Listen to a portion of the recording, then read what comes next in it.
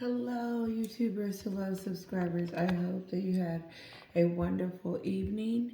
And so, kisses to all of you. Thank you so much for your support and love. Yes, it's late and I'm tired, but I just finished my hair. And usually, when I finish it, I'm kind of still wired. And so, I got a chance to listen to Sean Neal. I do like this color. It's not as bright and whatever. I don't know what color this is. Anyway, I had wrote down so much stuff, but I want to talk about what Sean Neal just said. And I don't want to go too much into the kids, but he said that he, one of the courtiers, senior courtiers, inside scoop, that allegedly, this is all my thoughts and all this is alleged, and this is my thoughts and feelings and what I think. Check it for yourself. So Sean Neal tells us that Charles really wanted them to bring the kids. He really wanted to see the grandkids, and I really believe that. And so he didn't get to, of course. And he said, even if you don't bring them over here for me to see them, bring them over here for, Louis and Charlotte and George can see their cousins. Because remember, and then Sean Neal brings up the Oprah show. Because remember, she was saying how she wanted, Archie and Little Bit to have a big family and, hang out with their cousins and stuff. Lying. And so Sean Neal, you could tell he's like frustrated. I wouldn't say frustrated. He just was like, he goes in and he just says that basically, what mother would deprive their child of going to see their grandfather be crowned, at least to say that they were there? And do you think that if the kids get older, they would? I know we've had this conversation before, but it's interesting. It's coming back up because Charles wanted to see the kids. And that, oh, okay, we're going. That's would have been for me. Like if Eric had said, um, Dad wants to see the kids. Okay, we're going. That's it. No. According to them, they decided the best thing was for the kids not to go over there. Why?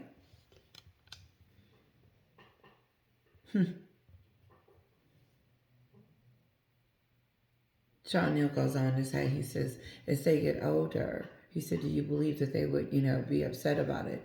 He said, because normally when kids get older, they want to see the side that they're not living. Not that they're not loving this life over here in Montecito, but they would also like to see the life that their mother is keeping them from. That's probably what I'm just going to say it. Their birthright. If that's their birthright, then why was it a no? Why did she say no to Charles when Charles said he wanted to see his grandkids? And Harry was in there so quick, all you saw was the back of his head. And so, did he really go over there to support his dad, or did he just go over there to just show up, to show his face? I'm beginning to really not like Harry more and more because he's becoming this unlikable person, like doing things, even with the trial. Like, why is he bringing up Chelsea's name in his crap? I would be upset. If I was Chelsea, I would be just like he brought up his lover, Sasha, in his book and didn't know that we were going to find her. But him and the ghostwriter up at night coming up with these ideas. and got into an argument. And why did he feel like telling us that him and Harry didn't get along during the writing had to do with anything? Is he trying to fix his reputation? This is just weird. It doesn't, and I could be wrong. This is me speculating, okay? Because he might have been just writing it just to get some stuff off his chest. But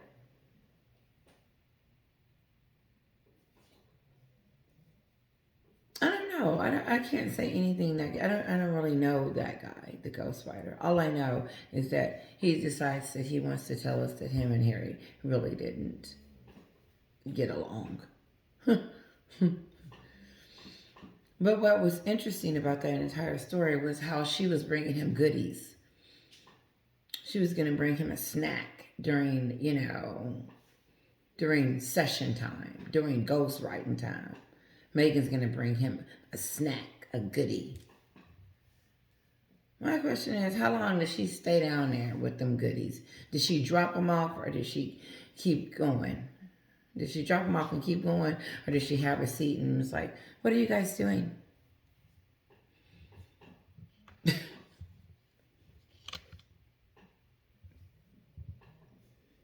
Meghan helped write that book. Of course, we already know that.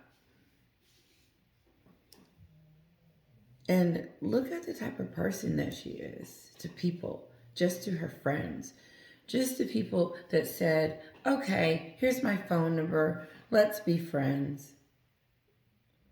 And this is what she does. She dumps her D-lister friends, as she would consider them, because they're no longer on her caliber, because she has married a prince. And now she's global. And now she's got to do her brand. And all of the people that she's like, Lady C said that she has erased. And now she's trying to erase the royal family. She doesn't need them anymore. She got her titles, I'm sure, and now she's ready to move on. She's not letting Charles them see the kids. She's not letting this side see the kids. She's not trying to reconcile and be friends. She never wanted to be friends with that side of the family. She always wanted to be like this. She's done. She can't help it. I think I think now she just can't help it. Like she does it so much that it's just become a part of her. Just to throw people away. I don't know what that is. Anyway.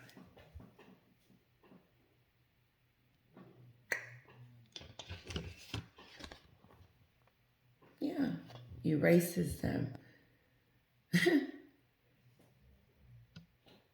Can you imagine being somebody's friend, telling your secrets and you guys, been to the baby shower, been to the wedding, and I mean, like, you guys are close.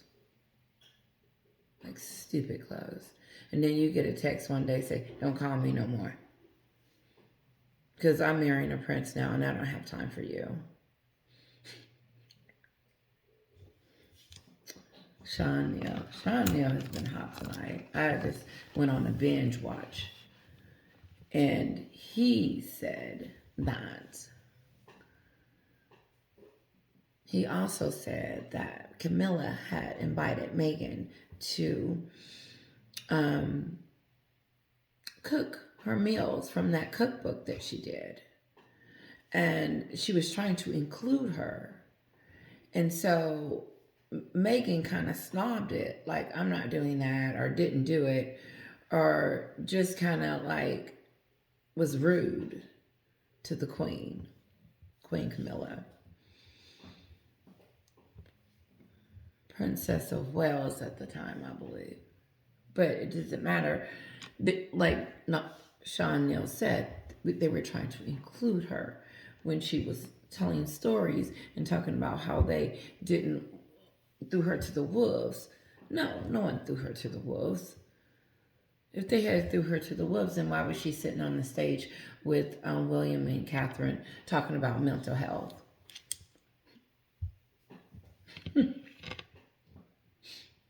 And then 6 months later, on the porch, call it porch, waiting on Harry, getting ready to act. It's time to go. She was over there 17 months, somebody said. And then the Real Housewives of recap, you hear this one segment. It goes, if you can't do something for 5 years, don't do it for 5 minutes or something like that. Like these stupid things that she say and lie about. And what's interesting is that I said I would give it 5 years just because.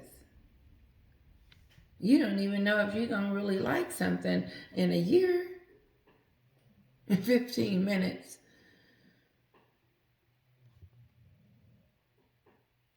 Now, she had to get over here because she thought we were going to be doing the same thing.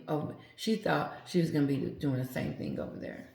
That we were going to be waving to her in the streets and calling her the Duchess of Sussex and bending down, curtsying to her over here. Oh, no. No.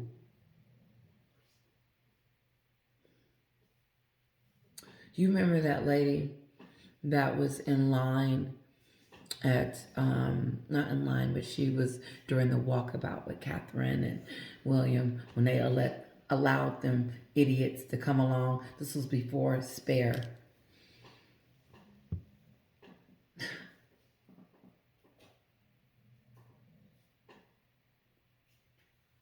Catherine had told her something behind closed doors. I don't think it was just a look. I think Catherine told her about herself. She just looked like the type that would be like, no. Before we go on this walk, you have disrespected us in every which way. In every which way. And we have done nothing but support you.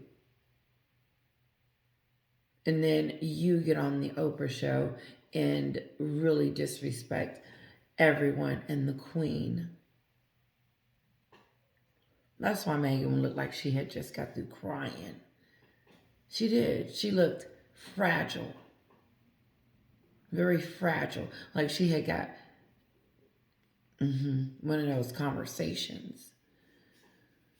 And then all at the same time, she had a microphone, allegedly. But that wasn't my point. My point is that there was this one lady that refused to even acknowledge that Meghan was there. And kudos to her. Because she was true to herself. And she says, if she can't respect us, then why would I respect her? She would go down in history as the woman that stood up to the Duchess of Sussex, in my book.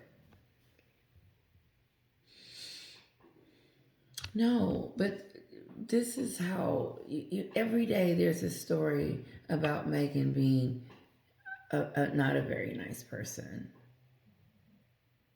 Every day. And just recently, her whole family got on TV. And that speaks volumes.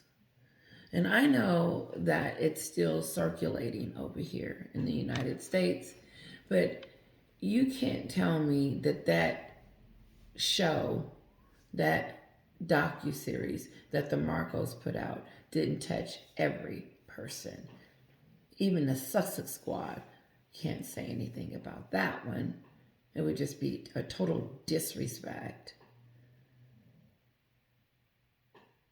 Father is practically begging to speak to her, and she running up a mountain and telling the king he can't see his grandkids.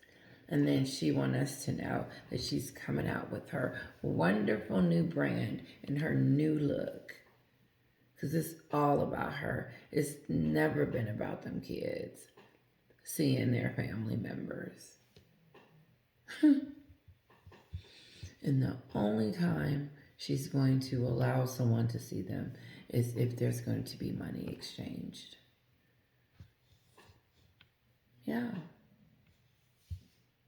And in my book, these are my thoughts and just things that are just popping up. Because I don't know what she's going to do, Meghan. She could fool me and it could just, no, no. That ship has sailed.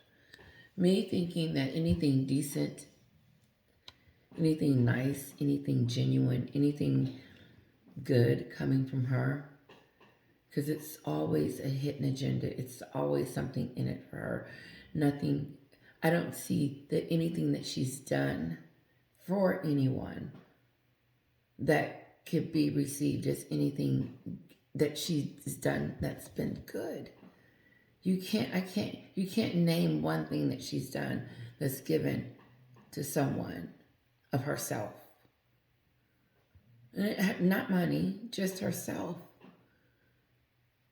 When she was, I take it back. When she was over there serving the monarchy, she was not doing that. She was plotting and planning, so that don't count. I take it back. She was acting. She was pretending like she was a part of the, she pretended the whole time. And then when she really got up in there and got pregnant, she really got to acting just, I can do what I want to do. I got the child now. Yeah. I got the baby now. Let's go.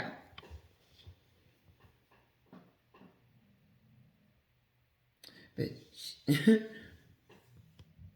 their story, like honestly, if you put them in front of a jury and then question them, their story would just crack. And Sean Neal said that Harry is going to be going to court and he is going to be testifying.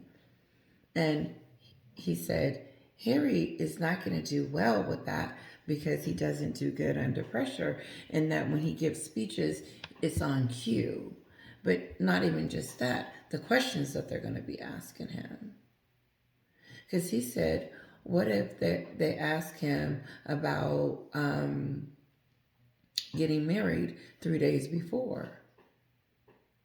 You said that, and kind of discredit his credibility when he was on there doing that therapy session, saying that some, according to Sean Neal, he didn't remember some things. But when Sean said that, I said, Harry said that on something that he didn't remember something because of the drugs?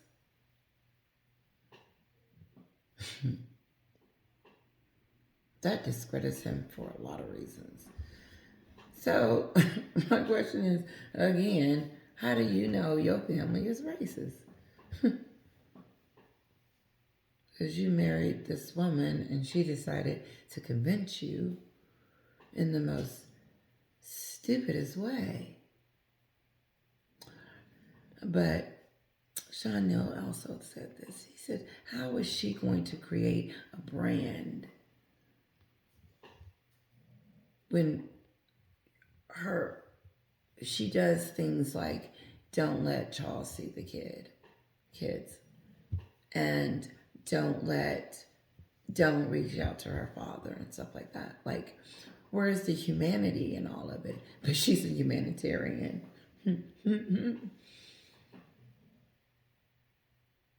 Remember, you guys remember when she was in California handing out food to people during COVID? I said, look at this out there. I said, she looks weird out there doing that. And I hadn't even started my channel then. But I was just like, what is she doing? She wants us to think that she's out there helping everyone. And she's just helping the community. Girl, those days have sailed.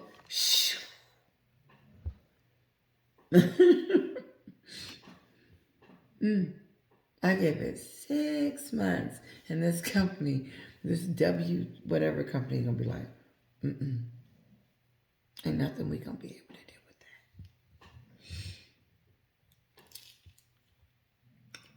So But I'm going to let you guys go. I'm not going to stay too long. And I'm just having a chat. Because I can't sleep. Because, like I said, after I do my hair, it keeps me up. Because it's so tight. And it's... Millie. Her friend. I talked about her in the... previous video. How she tells Meghan, she just tells Millie, F you. Don't you call me anymore. It's over. This relationship that we had, our friendship, whatever you told me, whatever we did together, I don't want to hear from you ever again.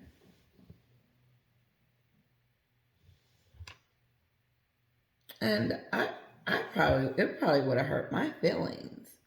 I probably would have been like, I probably would have said something.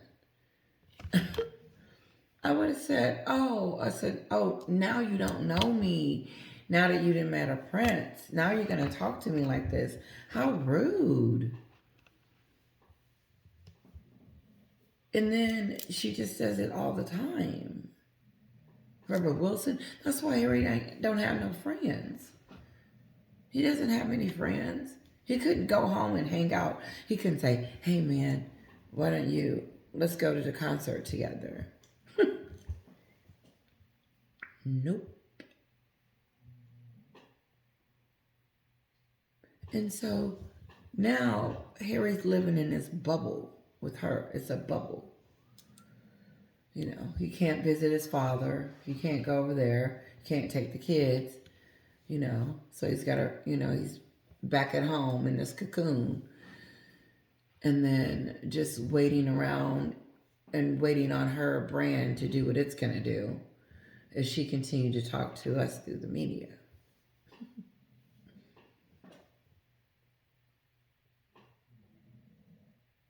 I heard that Scobie said something about the Catherine and William's kids.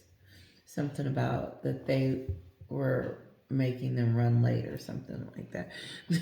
This late story has grown legs. Like I mentioned it once, and then I heard it on some other channels too, and then I heard it again tonight, and it has developed into something. So now the word is that the Wells kids, or they were running late. Like the kids made them late. And so, first of all, I'm just like, everything started on time. Everything was beautiful. I mean, the only reason why we knew something was wrong is because of Charles. He had that look on his face like, I said, uh-oh. I said, honey. I said, Charles looks like he's pissed off. I said, it looks like somebody's running late. That was my first reaction. And that he's like, shoot. And I was like, well, it happens. And I could see why he would be frustrated regardless. Like, come on. Like, no. We have rehearsed this like 1,000,002 times. Let's get this. I know how he feels. So he is entitled to whatever that situation was. But it was a beautiful ceremony. Everything was beautiful. You guys did a wonderful job. There was nothing, I'm not even going to say it. There was nothing that I would change other than the tiaras. I'm hardcore on that. Yeah. Okay. Now I'm just chit-chatting. Let me see what else I got, guys. Because I'm going to try to go to sleep. So I like how Sean Neal, he lets us know, you know, every now and then where he gets his information, because he told me, he was telling us that one of the senior courtiers let him know that Charles really wanted to see the kids. And that to me came from the top. Like that's pretty sad. But it just that's who it's becoming the norm. Like it's becoming like there's no other side to her. Like this is truly her. And I think sometimes when I say that a lot, like it's just still a shocker that everything just keeps the same. And it all boils down to one person being the most selfish person in the world. hmm I hope my chair's not making noise because I must be nervous because I'm moving and tired. Yeah, she is. I would say she's one of the worst because who have you? I don't know any. I have never in my life met anyone this ruthless and that could just cut you off like that and just keep moving. And then what's interesting about that too is that people keep telling us over and over and over the receipts are just flying out the window. That Meghan is a very mean person and will cut you, erase you, and move on with her life and not think twice about you. And that's why she created that scenario that when she was walking down the aisle with now King Charles, she lost her father in the whole situation. I just didn't understand how she lost her father so fast and so quick and so like that fast, even after he had a heart attack. Like, because it was just the paparazzi pictures, something that she does all the time. Meghan Kelly reads it. She says she believes that Meghan is calling the paparazzi and saying, look at me, because no one's interested. And she created that for herself. She created this dislike. She created, we really don't like your character, so we're going to stay away from you. That's Montecito. That's the A-listers. They don't want to have anything to do with her. And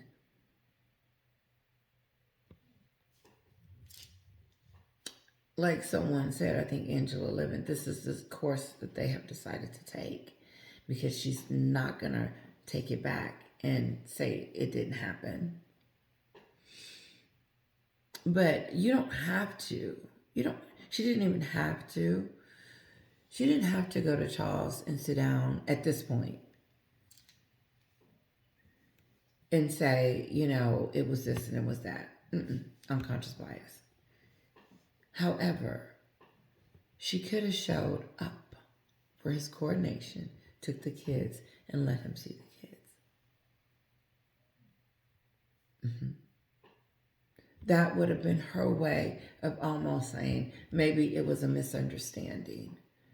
But not really, because she would never be able to not be accountable for saying that and then just go through life like she didn't say it, because it's still out there. So it's not going to go away. But the thing is, she just continues to show that she used the royal family for what she wanted. I got a video that I did a long time ago. There's 32,000 views. I think it's the highest video that I have. And it was months ago. And it's pretty much what I talk about all the time. But does it shock any of you guys that the stories that we talk about are true?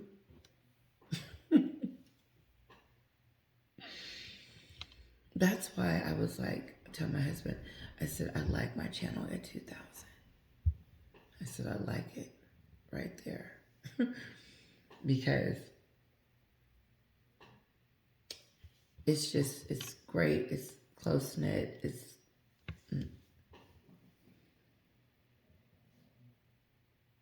Listen, guys, I had so much fun. I could sit here and chit chat. I mean, just double.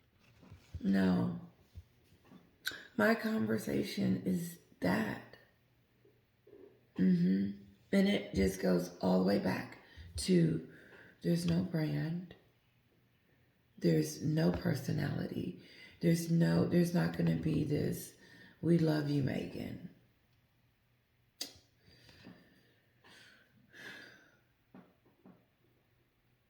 We'll see what happens.